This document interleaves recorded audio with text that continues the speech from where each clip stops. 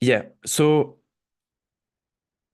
just yesterday, someone asked me a question about, do you think I should focus on Web2 or should I focus on Web3? What should I do?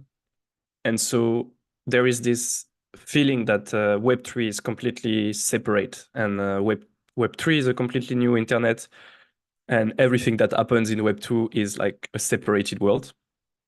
That couldn't be further from the truth. We are not like separating the internet, we are actually extending it. So everything that is in Web2 is also part of Web3. And so the main problem that we have faced with blockchain in general is the problem of the oracle. So remember yesterday we had Bob. Today we have Sam. Sam is a farmer and he wants to basically build on-chain insurance for his farm. He wants to be sure that if there is a thunderstorm or something really, really destructive weather this year, he wants to be refunded. So he wants to build smart contracts and program the insurance policy like this. The problem is, how do we get the information of the weather?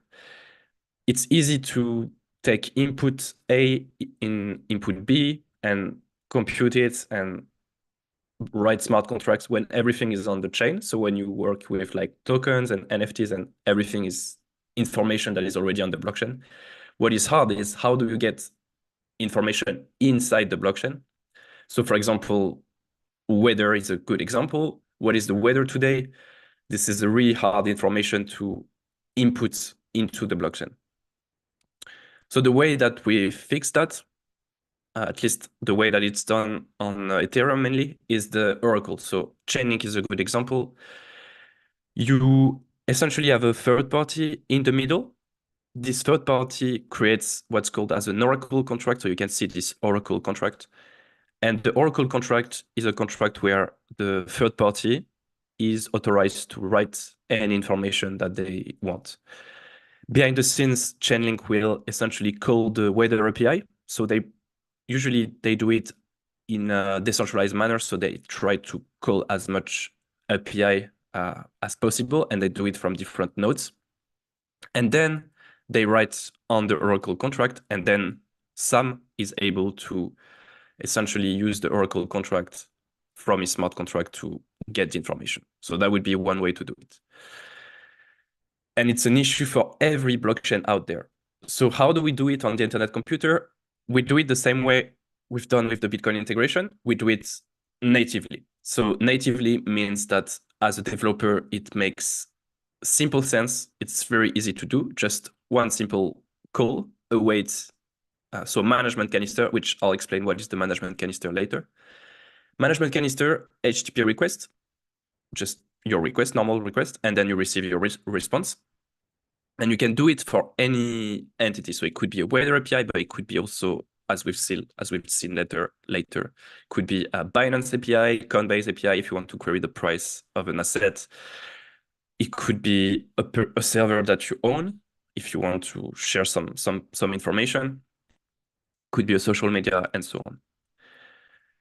If you look under the hood of how it works, it's actually fairly simple. So let me explain high level, then we'll go a little bit into the details, but high level, essentially think that every node that is running the canister, your canister, will call the API.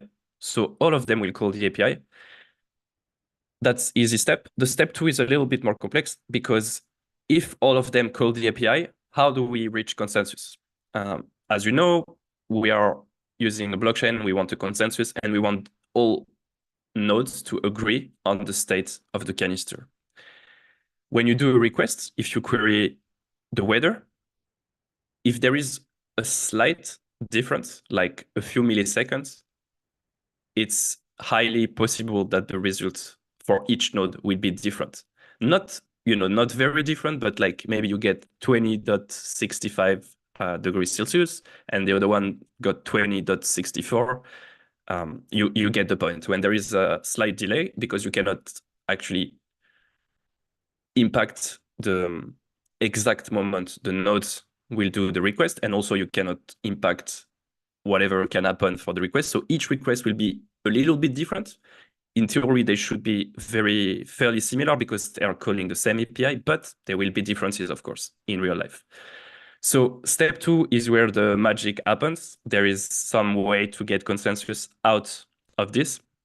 And then once the consensus is reached, you just return that in the canister, and you as a developer, you just await that as a traditional async await call, and you receive your requests directly in your code, and you can work on it. So how to reach consensus? There is this concept of a transform function. So the consensus for HTTP request is similar to the consensus for the IC consensus protocol. So it's 2/3 of the nodes.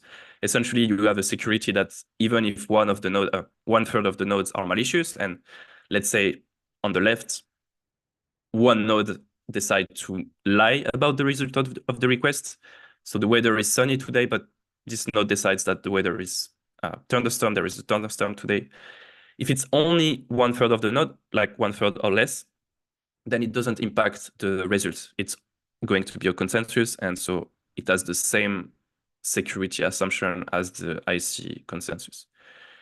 If you notice, it's very similar to the Bitcoin integration we've talked about. The high-level concept and how it integrates with the ICP consensus, very similar to the native Bitcoin integration, native Ethereum integration, and so native HTTP integration. Now, how do we reach consensus when we have this slight discrepancies between the values? So that's what I was talking about. Let's say you have 3 nodes, all of them are honest, but even if they are honest, they might receive a different result. For example, this one has the one on the left has 27.25, 27.26, and 27.24. So as a human, you can fairly easily see that, okay, they don't have exactly the same value, but they are they agree on the weather for today. They agree on the temperature for today. But the computer doesn't agree because 25 is not the same as 26, and 26 is not the same as 24. So you have to, as a developer, create what's called as harmonization function. I don't think the correct word is harmonization, a transform function. So this is the function that you see here, the f function. And essentially, you could define this function in different ways. Let's say for this example, I decide to only keep the part, the numerical part of the temperature, so not the decimal part. So I remove the decimal. In that case, all of them have the value 27, and they are all agree to return. They are all going to agree to return the value 27. You could also do an average of all the results that you receive. You could do a range. So you define a range, like if one node disagree more than like 5% from all the others, then it might be like a malicious node. There are as many ways to define that as there are HTTP request and situation. So it's up to your situation to essentially, it's up to you as a developer to think about your situation, define this function. You also have packages that can help with that, and a lot of examples that you can use as references. And so once we have that function, we can agree. In this case, we return 27, and consensus is reached. So the use cases for that are huge. It has been a feature that was released, I think, 1 year ago. And it makes much more, it opens up the possibilities for what we can do within a canister. So now your canister essentially has access to all of the Web2 world. Prior to that, canisters were not able to make HTTP requests, so they were kind of stuck in their own Web3 world. But now you can essentially query any API and just use that in your code. So a few examples. The one example would be an exchange rate canister, which I'll show you because there is actually one. This canister is able to essentially give the price of any asset. So you can know at any point the price of Bitcoin in US dollar, the price of Bitcoin in euro. You could know the exchange rate for like dollar to euro or pounds to euro. And any asset that you would like to know, you can essentially have the price and you can update that fairly regularly. You could easily imagine that this use case is pretty useful for anything related to DeFi. So any exchange, any lending protocol, borrowing protocol would make use of that. Social media. So social media, Web2 social media, this makes it possible to build integration between Web2 platform and Web3 platforms. So instead of having OpenChat or Discover, Catalyze, those platforms completely separate and in a different world, you can build integration. So you can make it possible for someone to, for example, there was someone that built an account, which I'll show you. It's an account that is controlled by a DAO. So it's an account that is controlled by a Canister. And this account is able to post on Twitter. So I think it's a fun like bridge between Web2 and Web3. IoT devices, there are a few projects building around IoT devices. So basically building gateways and building a way for Canisters to essentially control physical devices. So for example, able to query the temperature in this room. Let's say I have like a device here. I can query the temperature in this room. You could imagine some smart home or smart building functionalities. Payment gateways. So I haven't seen so much of that yet, but of course we are in crypto. So usually it's easier to integrate with crypto, but I think there is still some space for traditional payment systems just because many users and many businesses are used to services like Stripe, for example. So that could be something to build. Ethereum, essentially integrate the integration with Ethereum, which we haven't talked in depth, but there is under the hood this use case for HTTP requests. So it uses the HTTP request functionality. And AI, so you could imagine that you could query API of OpenAI, you could query API of AI models, and you could essentially integrate your Canister with AI functionalities. So that's not the same as doing AI on chain. That's another topic. I don't think we'll talk about that this week. But yeah, you could do fun integration with AI. So let me show you the asset canister I was referring to. So this one, it's here. The exchange rate canister is here. So I'll provide the link in the chat. You don't see my screen? Oh.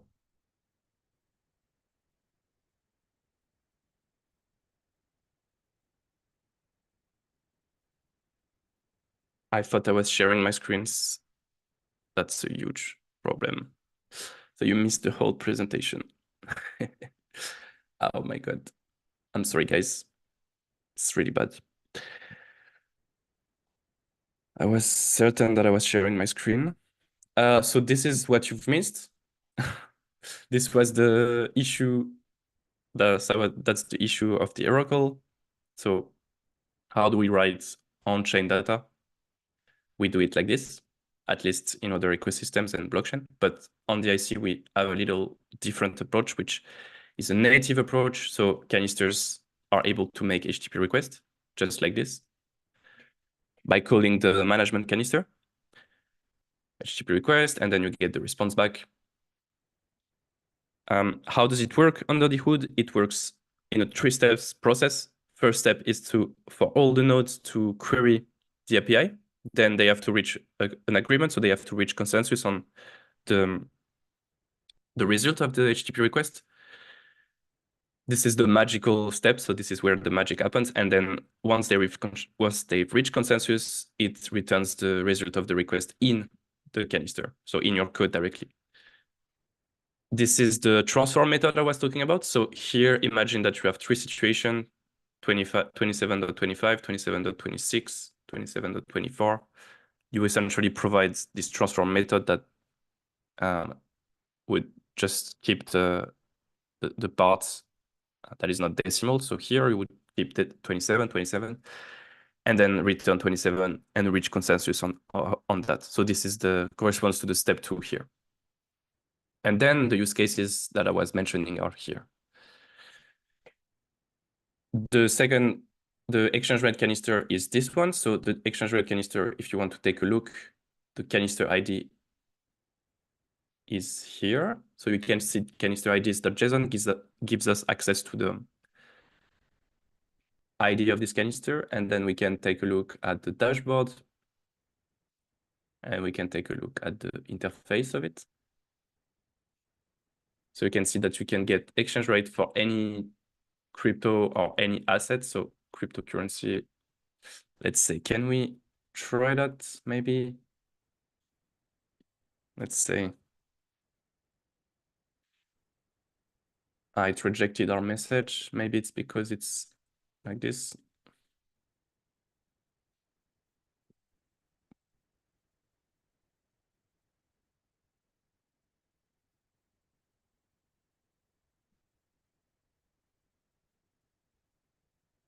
Not sure why it's rejecting our message. Maybe it's just...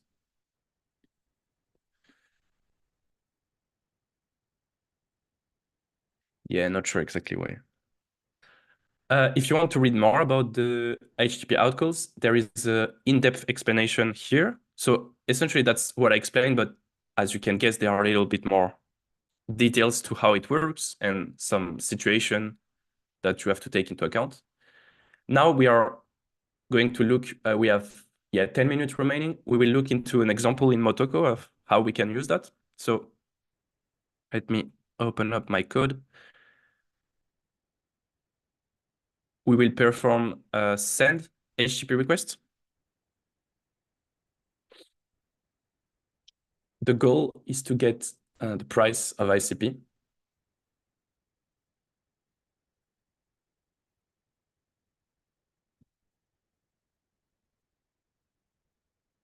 So we have this function get ICP USD exchange.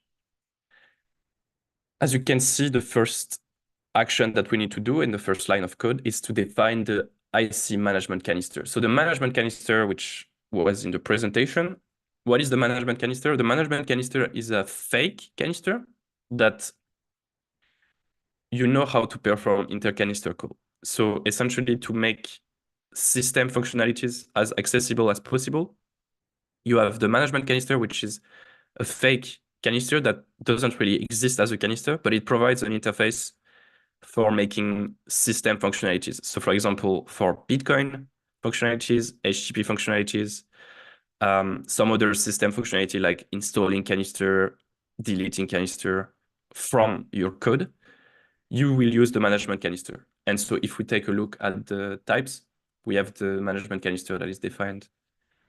Here, it looks like a canister and there is one method.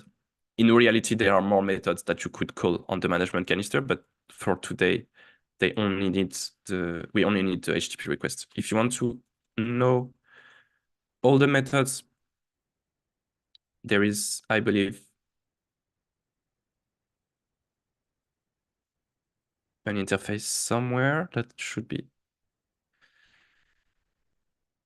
Yeah, if we take a look at these documents and we do management canister, so it's a virtual management canister. This is the interface of this canister. So you can see that you could call it for all sorts of purposes, all of those types. Yeah, you could create canister, install code inside a canister, update the settings of one canister, do HTTP request, delete canister, stop canister.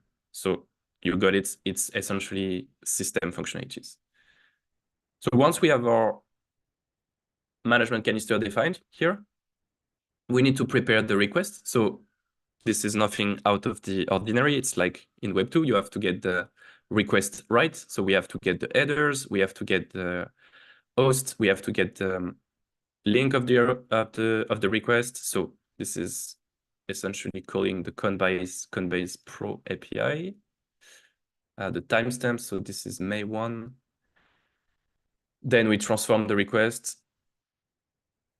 So this is the function that I was talking about, the transform context. This is where you would specify your transform method here. Then the HTTP request looks like this. We have to pay for the request. So we have to add cycles. This is the first time I'm showing you these cycles dot add cycles. Even though I've talked about it,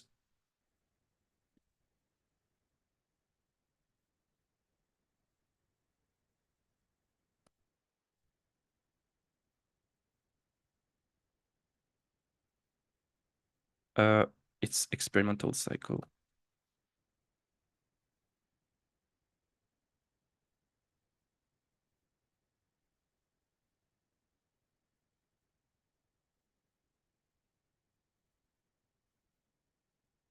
So experimental cycle, don't worry about the experimental part. It's just because the API might change in the future, but essentially we can use it safely.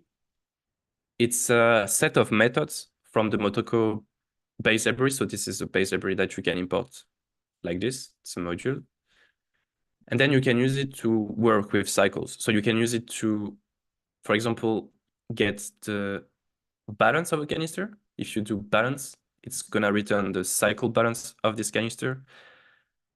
And then you have to understand how cycle works. So every message can be attached with cycles. This makes it super interesting because you can essentially really easily do micropayments between systems because cycles can essentially be attached to messages. And so, for example, this one, you would be able to add indicates an amount of cycle to be transferred in the next call. So every time the next call, the next message will be filled with the number of cycle that you specify here. Of course, you have to make sure that it's not more than the balance of the canister. And yeah, there are a few subtleties about how it works exactly, like, but everything is explained here. So essentially here, we add some cycles and they need to be explicitly transferred. So if you don't put enough cycles, your request will fail. That's a little bit unfortunate, but that's what we have right now. Then you make the request. So as I said, just one line, await the HTTP request and so on. And then you need to essentially deal with the response so you can decode it, decode the result because it's probably a blob that you will receive. So you have to decode it as a text and then you can just return the text. So let's try it out. If we follow the instructions on the README, we should be able to use it. One thing that I'm not sure about is, let's try it. Actually, I'm not sure. So I'm questioning if I'll be able to basically deploy it locally, but still use the Coinbase API. I think I don't see any problem. I think it should work. So I'm starting a local replica and then I'll deploy that locally. So there is only one canister. I can just do defix deploy.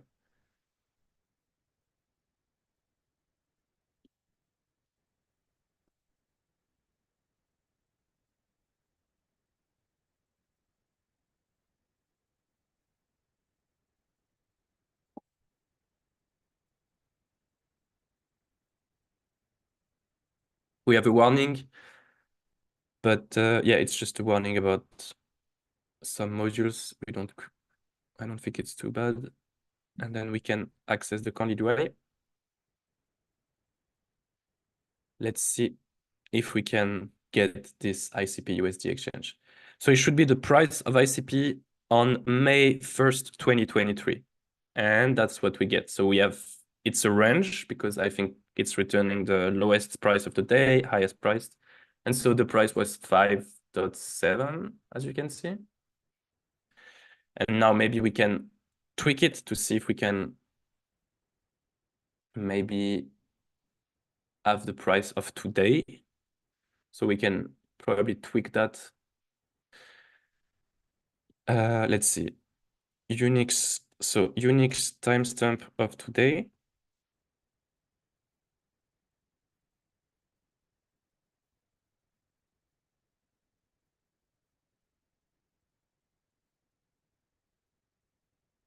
Okay, so this is the timestamp that was 1 hour and a half ago. And for the end timestamp, I will use 30 minutes ago. So it should be March 15, 2024. UTC, so 9:00, and this one should be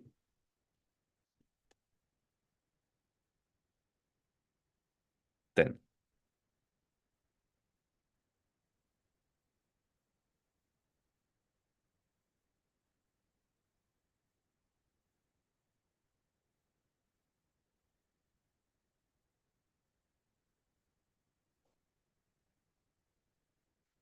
Now, let's see if this works. I don't know what is the price today. We should get, yeah, okay, so 12.13, 12.14. So yeah, it seems to work. And that's directly from Coinbase. And this is something that is on the IC. So in our canister, we can use this information for different reasons. And that's pretty cool to be able to do that so easily. That's enough for the HTTP requests. Let's close this session and move to the chapter 5. So yeah, the final chapter before graduation. So I see you in the next meeting. Bye-bye.